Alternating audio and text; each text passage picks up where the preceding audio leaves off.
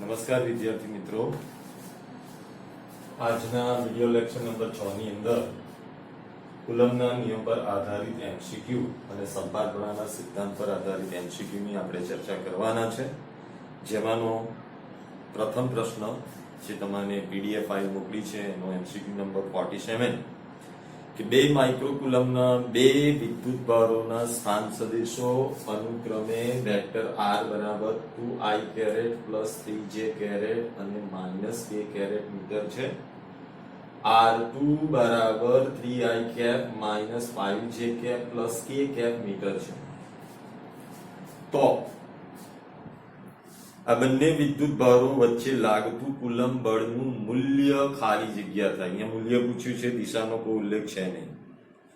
તો પ્રથમ આપણને 2 વિદ્યુત ભારો આપી દીધા છે જેનું મૂલ્ય છે 2 માઇક્રોકુલમ, એટલે કે q1 બરાબર 2 માઇક્રોકુલમ એટલે 2 ગુણ્યા 10 - 6 ઘાત કુલમ. q2 બરાબર બી આપણને શું આપ્યું છે? 2 માઇક્રોકુલમ જ આપ્યો છે, એટલે કે 2 ગુણ્યા 10 - 6 ઘાત કુલમ. માઇક્રોનો અર્થ 10 - 6 ઘાત થાય. હવે આ 2 વિદ્યુત ભારોના સ્થાન સદિશ આપ્યા છે. r1 નો સ્થાન સદિશ આપ્યો છે અને r2 નો આપ્યો છે. એટલે આપણે પહેલા 2 વિદ્યુત ભારો વચ્ચેનું અંતર એટલે r2 - r1 શોધવું પડશે. તો હવે આપણે જાણીએ છીએ કે 3i કેપ માંથી 2i કેપ બાદ કરીએ તો શું રહે? i cap. 5j કેપ માંથી 3j કેપ બાદ કરીએ તો કેટલા રહે? 2j cap. k કેપ માંથી k કેપ બાદ કરો. k કેપ માંથી k કેપ બાદ કરો એટલે માઈનસ માઈનસ પ્લસ થઈ જશે, એટલે કેટલા આવશે? 2k. 2k cap. તો આ મળ્યું આપણને r2 - r1. પર આપણે મૂલ્ય જોઈએ છે. હવે આપણે જાણીએ છીએ કે આ સ્થાન સદિશનું મૂલ્ય, ધારો કે હું r ધારી લઉં તો r2 - r1 માનાંકમાં શું આવશે? હવે 1 નો વર્ગ વત્તા 2 નો વર્ગ વત્તા 2 નો વર્ગ. તો 1 નો વર્ગ 1, 2 નો વર્ગ 4, 2 નો વર્ગ 4, 4 ને 4 8, 8 ને 1 9. 9 નું વર્ગમૂળ કેટલું આવશે? 3. માનો કે આ મૂલ્ય કોણ છે? r છે. તો r બરાબર કેટલા મળી ગયા આપણને? 3 મીટર. હવે સિમ્પલ વાત થઈ ગઈ. આપણે કુલમના નિયમનો ઉપયોગ કરી લઈએ. તો કુલમના નિયમનો ઉપયોગ કરતી આપણે લખી શકીએ કે F બરાબર k q1 q2 upon r². k ની કિંમત આપણે જાણીએ છીએ 9 ગુણ્યા 10 ની 9 ઘાત. વિસ્ભાર છે 2 નો વર્ગ એટલે 4 અને 6 ની 2 ઘાત એટલે 6 નું 12. છેદમાં તેમનો વર્ગ એટલે કેટલા આવશે? 9. 9 9 કેન્સલ થઈ ગયા. 12 માંથી 9 જાય એટલે કેટલા રહેશે? 3. એટલે 4 ગુણ્યા 10 ની ઓછા 3 ઘાત ન્યૂટન બળ લાગશે. તો આવો ઓપ્શન આપણને કયો આપ્યો છે? તો ઓપ્શન આપણને આપ્યો છે ડી. તો આમાં આન્સર આવશે ડી. ઓકે. આ પ્રશ્ન Gujarat higher secondary education board October 2013 માં પૂછ્યો હતો. તો આવા સરળ પ્રશ્ન પૂછે છે, પરંતુ આમાં સ્થાન સદિશોના તફાવત પરથી એનું મૂલ્ય શોધવાની રીત ધોરણ 11 સાયન્સમાં આપણે શીખેલા છે, એના આધારે આ ગણવાનું છે. તો આ એમસીક્યુ નંબર 47 હતો. હવે આપણે એ જ રીતનો ઓક્ટોબર 2014 માં પૂછેલો એમસીક્યુ જોઈએ. તો એમસીક્યુ નંબર 49, એમસીક્યુ નંબર 49 ની હું વાત કરી લઉં તો એમસીક્યુ નંબર 49 રફ કરવું પડશે, બોર્ડ નાનું છે એટલે. ચાલો હવે આપણે એમસીક્યુ નંબર 49 પોઝ કરીને લખવું હોય તો લખી લેવાનું. ઓકે.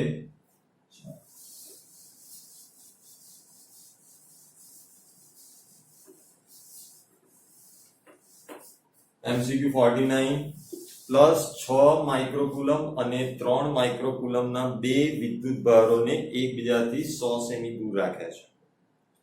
2 માઇક્રોકુલમ વીજભાર ધરાવતો એક કણ આ 2 વિદ્યુત ભારોના કેન્દ્ર પર મૂકવામાં, એટલે કે 2 વિદ્યુત ભારોને જોડતી રેખાના મધ્ય બિંદુ પર, રેખાખંડના મધ્ય બિંદુ પર મૂકવામાં આવે છે.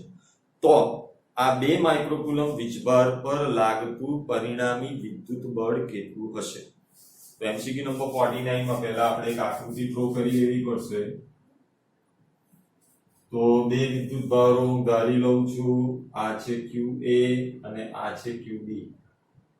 તેમના વચ્ચેનું અંતર કેટલું છે 100 સેન્ટીમીટર એટલે 1 મીટર 100 સેન્ટીમીટર નો અર્થ શું થાય 1 મીટર હવે એનું મધ્યબિંદુ એટલે આ અંતર કેટલું થઈ ગયું 0.5 મીટર આ અંતર પણ કેટલું થશે 0.5 મીટર અને ત્યાં આપણે ત્રીજો વિદ્યુતભાર QC મૂકવો છે અને આ C પર લાગતા બળો આપણે શોધવા છે તો આપણે બે બળો શોધવા પડશે એક FBC અને બીજું કયું શોધવું પડશે FBA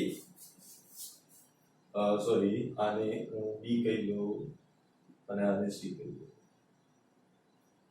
ઓકે તો હવે આપણે QA કેટલો આપી દીધો છે તો QA આપણને આપ્યો છે +6 માઇક્રોકુલમ તો માઇક્રોકુલમ છે એટલે એને કુલમમાં લાવીએ તો શું થાય 6 × 10⁻6 ઘાત કુલમ ઓકે ચલો QA નું કામ કરતી હવે આપણને QB કેટલો આપ્યો છે તો QB આપણને આપી દીધો છે +2 માઇક્રોકુલમ QB કેટલો છે જે વચ્ચે મૂક્યો છે તે +2 માઇક્રોકુલમ ચલો એને કુલમમાં લાવો એટલે 2 × 10⁻6 ઘાત કુલમ હવે QC આપણને કેટલો આપ્યો છે તો QC આપણને આપી દીધો છે +3 માઇક્રોકુલમ એટલે હવે આપણે એને પણ કન્વર્ટ કરીએ +3 માઇક્રોકુલમ બરાબર શું થશે 3 × 10⁻6 કુલમ ચલો બધા વિદ્યુતભારોને આપણે SI પદ્ધતિમાં લઈ આવ્યા હવે આપણે RAB તો RAB કેટલું છે RAB 0.5 છે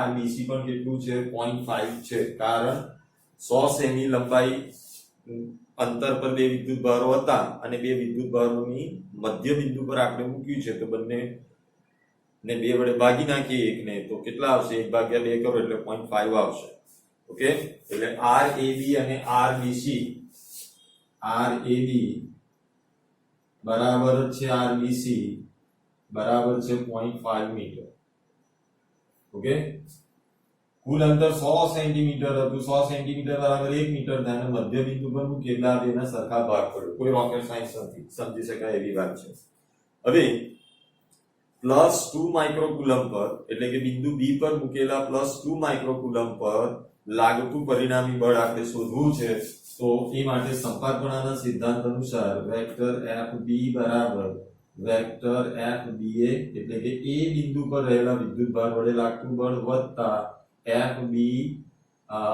FBC એટલે કે C પર લાગતા હવે તમે જોઈ શકો છો કે FBA નું બળ આ બાજુ ધન x દિશામાં હશે અને C ના કારણે લાગતું બળ કઈ તરફ હશે ઋણ x દિશામાં હશે અહીંયા સદિશ છે એટલે આપણે દિશાનો પણ ઉલ્લેખ કરવો પડશે તો પહેલા FBA શોધી નાખીએ તો FBA વેક્ટર FBA બરાબર KQB QA upon શું આવશે એમના વચ્ચેનું અંતર કેટલું છે RAB નો સ્ક્વેર અને ધન x દિશામાં છે આ તરફ છે ધન x દિશામાં છે એટલે આપણે શું લઈશું I કહેવાય ચલો હવે FBC તો FBC કઈ તરફ હશે તો C ના કારણે B પર લાગતું બળ તો આ તરફ આવશે C ના કારણે લાગતું B પર બળ તો આ બાજુ આવશે તેથી હવે આપણે FBC વેક્ટર FBC બરાબર માઈનસ લખું છું KQB QC upon RBC નો સ્ક્વેર ઇન્ટુ I ડેરેક્ટ પણ આ ઋણ એટલા માટે લખ્યું છે કે તેની દિશા ઋણ x દિશામાં છે હવે સ્વાભાવિક રીતે વાત છે કે અહીંયા QA નું મૂલ્ય QC કરતા વધારે છે એટલે કે FBA મોટો હશે અને FBC નાનો હશે કારણ કે અંતર તો બંનેમાં સરખા છે માટે આપણે એવું કહી શકીએ કે FBA is greater than FBC okay હવે આ શરતને આપણે વળગીને રહેવાનું છે હવે એમના મૂલ્ય આપણે જાણી લઈએ તો મૂલ્ય માટે બાદબાકી આપણે કરી નાખીએ તો પરિણામી બળનું મૂલ્ય વેક્ટર FB નું મૂલ્ય બરાબર શું આવશે હવે KQBA QA upon RBA square minus KQB QC upon RBC square આવું માઇનસ કેમ કર્યું? કારણ કે FBA મોટો છે અને FBC નાનો છે, એટલે FBA માંથી અને દિશા પરસ્પર વિરુદ્ધ છે, એટલે આપણે બાદબાકી કરી. ઓકે, હવે એ બધા જે છે એમનું મૂલ્ય તો સરખું જ છે, એટલે હવે કોમન શું આવશે? તો કોમન આવશે કે QB. હવે આના બરાબર r લઈ લઉં છું, તો r². હવે અહીં બ્રેકેટમાં શું રહેશે? તો બ્રેકેટમાં રહેશે QA માઇનસ QC. સમજ્યા હશો વાતને? હવે આપણે એમની બધાની વેલ્યુ મૂકી દઈએ અને સાદુરૂપ આપી દઈએ. તો k ની વેલ્યુ કેટલી છે? તો k ની વેલ્યુ છે 9 × 10⁻⁹. QB કેટલો છે? QB છે 2 × 10⁻⁴. R કેટલો છે? R 0.5 છે. R કેટલો છે? 0.5. તો 0.5 નો વર્ગ ઇન્ટુ QA. QA કેટલો છે? 6 × 10⁻⁴. QC કેટલો છે? QC 3 × 10⁻⁴. હવે 10⁻⁶ કોમન કાઢીને 6 માંથી 3 જાય એટલે 3 રહે. એટલે હવે અહીંયા આગળ આપણે લખી શકીએ 9 × 10⁹ 2 × 10⁻⁴ ગુણ્યા 3 × 10⁻⁴.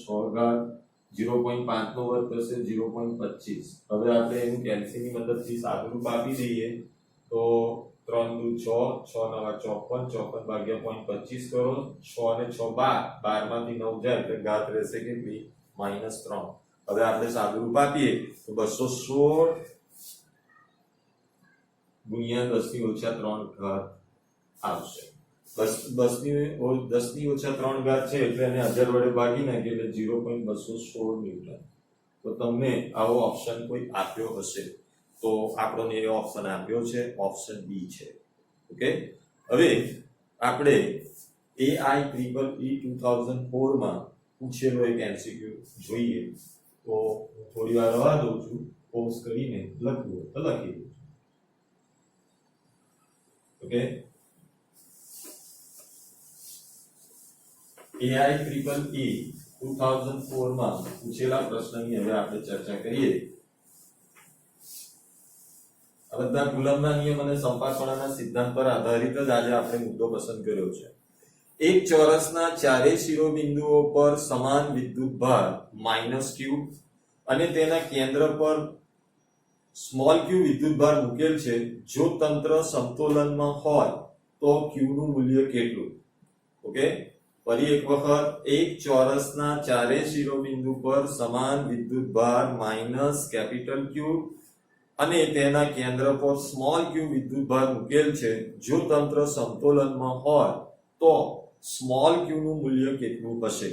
આ પ્રશ્ન AIEEE 2004 માં પૂછેલો છે. તો હવે આપણે એની ગણતરી કરીએ.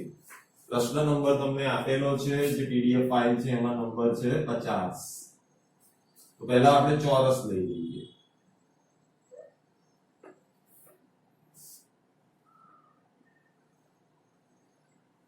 ચોરસનું નામકરણ કરી દઈએ A, B, C ને D. આ બધા શિરોબિંદુ પર કેટલો કેપિટલ -Q ચાર્જ છે અને જ્યાં તેના વિકર્ણ દુભાગે ત્યાં એનું મધ્યબિંદુ પર, અને આ મધ્યબિંદુ પર q વિદ્યુતભાર છે. ઓકે, તો હવે આપણે q નું મૂલ્ય શોધવું છે. હવે એના પર લાગતા બળો સમતોલન સ્થિતિમાં છે, એનો અર્થ એ થયો કે પરિણામી બળ કેવું છે? 0 છે. ઓકે, તો હવે આપણે કોઈ એક શિરોબિંદુ પરથી એની ગણતરી કરી નાખીએ. તો પહેલા FBA આ બાજુ લાગશે આપણને વેક્ટર FBA. એવી રીતે આ તરફ બળ કયું લાગશે? FBC. હવે જો ચોરસની બધી બાજુઓનું માપ આપણે x ધારી લઈએ, એનો અર્થ એ થયો કે વિદ્યુતભારો બી સરખા છે, મૂલ્ય બી સરખા છે, માત્ર દિશા બદલાશે. ઓકે, હવે FBD, તો FBD આપણને આ તરફ મળશે વેક્ટર FBD, અને FBO એટલે આ તરફ મળશે આ FBO. તો હવે આ વેક્ટર FBO જે છે એ વેક્ટર FBD, વેક્ટર FBA અને વેક્ટર FBC ના ઘટકોના સરવાળા બરાબર હોય તો જ આ બિંદુ સમતોલન સ્થિતિમાં રહે. એનો અર્થ એ થયો કે FBA અને FBC ના આપણે cos ઘટકો લેવા પડશે અને અહીંયા ખૂણો તો દ્વિભાજક છે એટલે cos 45 આવશે કારણ કે 90 ડિગ્રી થાય 90 ડિગ્રીના બે ભાગ પાડો એટલે કે કેટલા થશે 45 થશે તેથી હવે આપણે આ બધાની વેલ્યુ મૂકી દઈએ તો આપણને શું મળશે તો હવે એ વેલ્યુ આપણે મૂકી દઈએ તો FBO બરાબર બાકીના બળો આપણે શોધવાના રહેશે તો FBD પ્લસ ચલો હવે પરિણામી બળ આપણે શોધી લઈએ તો FBO બરાબર FBD પ્લસ FBC નો cos ઘટક cos 45 અને આનો પણ cos ઘટક FBA નો પણ cos ઘટક cos 45 હવે આની કિંમત FBO કેટલો થશે તો FBO એટલે Q અને સ્મોલ q વચ્ચે લાગતું બળ છે અને આ અંતર આપણે શોધવાનું રહ્યું તો આ વિકર્ણનું અંતર એટલે કે BD કેટલો થશે તો BD થશે આપણે જાણીએ છીએ પાયથાગોરસ પ્રમેય અનુસાર x² + x² બરાબર શું આવશે √2x² માટે √2x એટલે BD આટલો મળ્યો તો BO કેટલો થાય તો BO BD ભાગ્યા 2 થશે કારણ કે મધ્ય બિંદુ છે વિકર્ણનું એટલે √2x/2 હવે આનો ભાગાકાર કરશો એટલે x/√2 આવશે એટલે BO કેટલો મળી ગયો આપણને BO કેટલો મળ્યો x/√2 અને BD કેટલો છે √2x હવે આ બધામાં આપણે એની કિંમત મૂકીશું ચલો હવે અહીંયા આગળ તો આ બે વિદ્યુત ભારો છે -q અને q હવે બધા માઈનસ જ એટલે પ્લસ જ થઈ જવાના છે માટે શું લખીશું q ભાઈ આમાં આ કેપિટલ q ના સ્મોલ q હવે એમના વચ્ચેનું અંતર તો અંતર BO થયું BO કેટલું લાયા x/√2 એટલે x/√2 નો શું કરીશું આપણે સ્ક્વેર બરાબર FBD તો FBD માં અંતર કેટલું છે અને q છે એટલે અહીંયા આપણે લખીશું કે q BD તો BD વચ્ચેનું અંતર છે √2x એટલે √2x નો વર્ગ ચલો હવે FBC તો FBC માં કોણ છે B અને C તો B અને C તો એમાં છે Q અને Q જ છે એટલે આપણે લખીશું કે Q x² cos 45 ની વેલ્યુ આવે 1/√2 કોમન સેન્સ છે ભાઈ આટલું તો ખબર હોવી જોઈએ સેમ વે આનું પણ આ જ આવશે એનું પણ એ જ આવવાનું છે સેમ ટુ સેમ છે 1/√2 કારણ કે એમના વચ્ચેનું અંતર બી x છે અને વિદ્યુત ભારો બી q છે હવે આપણે સાદું રૂપ આપી દઈએ તો √2 નો વર્ગ 2 થાય ને છેદનો છેદ અંશમાં જતો રહેશે એટલે શું આવશે 2q/x² sorry equal to kqq/2x² plus kqq/√2x² પછી kqq/√2x² ચલો હવે કોમન શું નીકળશે k/x² ને q કોમન છે એટલે કેન્સલ થઈ જશે એટલે રહેશે શું આ બાજુ 2q એટલે ભાઈ આ ને આ બધામાં છે ને તો આ બધા કેન્સલ થશે હવે kq કેન્સલ થઈ જશે k કેન્સલ થઈ જશે રહેશે શું આગળ 2q રહેશે આ બાજુ શું રહેશે q/2 અહીંયા શું રહેશે q/√2 અહીંયા શું રહેશે q/√2 તો આ q/√2 બે વખત છે એટલે 2q /√2 એટલે √2q થઈ જશે ચાલો હવે સાદું રૂપ આપું છું 2q q/2 plus 2q/√2 ચલો હવે આ √2 ના 2 કેન્સલ કરીએ એટલે √2 રહેશે અને 2 ને નીચે લઈ જાઓ એટલે અહીંયા આવશે q/4 plus √2q/2 એટલે ભાઈ આ 2 ને નીચે લાવ્યા છે તો હવે q/4 કોમન કાઢવો હોય તો આને 2 વડે ગુણવા પડશે એટલે q/4 કોમન કાઢી લઈએ આપણે q/4 કોમન કાઢી લઈએ તો શું રહેશે q/4 કોમન કાઢું તો અહીંયા રહેશે 1 પ્લસ √2 q તો આવો જે ઓપ્શન આપ્યો હોય એ તમારો આન્સર છે ઓકે હું થોડી વાર રવા દઉં છું પોઝ કરીને આ વસ્તુ લખી લેવાની છે ઓકે ગણતરી થોડી લાંબી છે પરંતુ સમજ પડે એટલા માટે ગણતરી લાંબી કરી છે અથવા તો આપણે એને ટૂંકમાં પણ ગણી શકીએ છીએ ઓકે MCQ 52 ની હું રકમ વાંચું છું MCQ 52 EMCET 2000 માં પૂછેલો પ્રશ્ન છે 10 સેમી લંબાઈની બાજુવાળા સમબાજુ ત્રિકોણ ABC ના શિરોબિંદુ તો સમબાજુ ત્રિકોણના શિરોબિંદુ ABC પર અનુક્રમે 1 માઇક્રોકુલમ -1 માઇક્રોકુલમ અને 2 માઇક્રોકુલમ વિદ્યુતભાર મૂકેલ છે તો બિંદુ C પરના વિદ્યુતભાર પર લાગતું બિંદુ C પરના વિદ્યુતભાર એટલે કે 2 માઇક્રોકુલમ વિદ્યુતભાર પર લાગતું પરિણામી બળ કેટલું MCQ નંબર 52 આપણે જોઈ રહ્યા છે હવે અહીંયા આપણે જોઈએ કે ભાઈ A ના કારણે C પર લાગતું બળ FCA આ તરફ હશે અને B ના કારણે C પર લાગતું બળ આ તરફ કેમ આ બાજુ કેમ બતાવ્યું કારણ કે આ ઋણ વિદ્યુતભાર છે એટલે આપણે એને આ તરફ બતાવ્યું છે તો C પરનું પરિણામી બળ સંપાતપણાના સિદ્ધાંત અનુસાર વેક્ટર FCA અને વેક્ટર FCB નું પરિણામી બળ આપણને આ તરફ મળશે હવે આ ખૂણો 60 છે તો આ ખૂણો કેટલો થશે 60 60 ને 60 કેટલા 120 એટલે પરિણામી બળ વેક્ટર F 120 ખૂણો બનાવે છે એટલે કે FCA અને FCB વચ્ચેનો ખૂણો કેટલો છે FCA અને FCB વચ્ચેનો ખૂણો 120 ડિગ્રી છે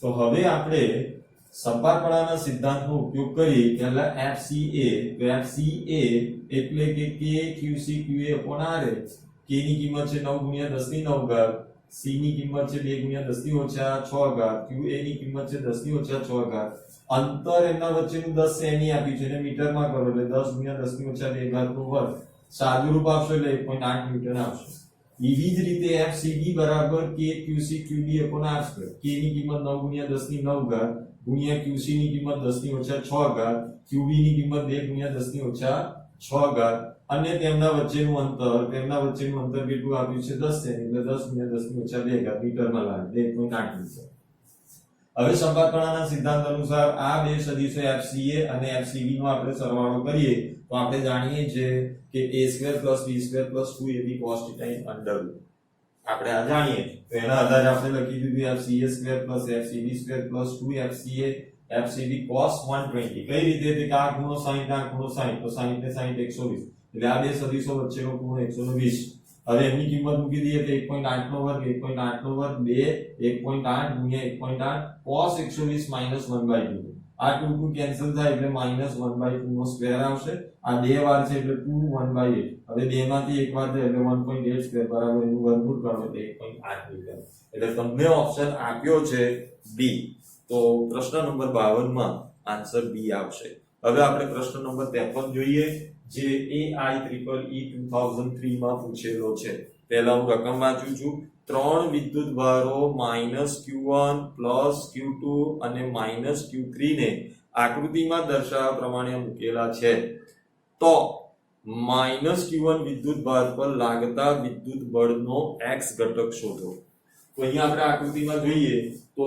-Q1 ને ક્યાં મૂક્યો છે યામાક્ષના ઉગમ બિંદુ પર મૂક્યો છે Q2 ને b જેટલા અંતરે ધન x પર મૂક્યો છે અને Q3 ને a જેટલા અંતરે દ્વિતીય ચરણમાં મૂકેલો છે ઓકે તો હવે આપણે fx તો fx બરાબર એટલે માત્ર x ઘટકો જાણવાના તો fx બરાબર f12 + f13 sin θ છે તો કે ભાઈ આ જે f13 છે f13 ના બે ઘટક થશે એક f1 cos θ અને બીજો થશે f13 sin θ તો આપણે sin θ લઈશું હવે f12 ની કિંમત છે કે q1 q2 તો f12 તો આ 1 અને 2 એમના વચ્ચેનું અંતર કેટલું છે b એટલે અહીંયા આવશે b².